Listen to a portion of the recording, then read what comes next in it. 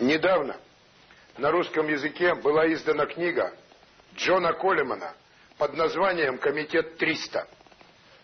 Джон Колеман, полковник английской разведки, 30 лет служа в разведке, он изнутри изучал тайные механизмы управления глобальными мировыми процессами.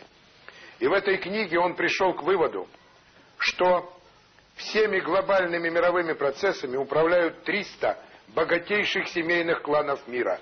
Он их так и назвал «Комитет 300».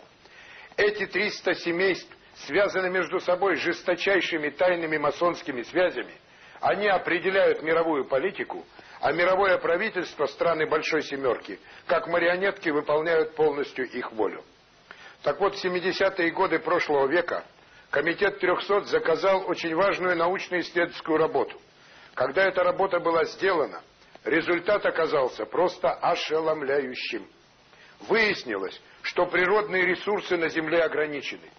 И для комфортного проживания в течение 3-го тысячелетия на всех землян природных ресурсов не хватит. Хватит природных ресурсов только для 1 миллиарда человек.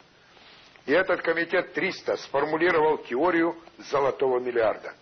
С 1970 по 2070 год на Земле должно остаться не более 1 миллиарда людей, на которых хватит природных ресурсов. Остальные 5,5 миллиардов подлежат безусловному и поголовному уничтожению. Кто же попал в этот золотой миллиард?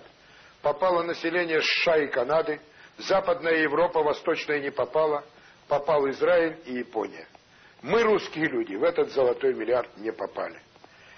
И это мировое правительство и Комитет 300 запустил программу глобального уничтожения народонаселения Земли. В 70-е годы на Африку, откуда ни возьмись, напал СПИД. Сейчас около 40% в Африке заражены СПИДом, и Африку они уничтожат СПИДом и голодом. Нас, северные народы, они решили уничтожить алкоголем, табаком и наркотиками.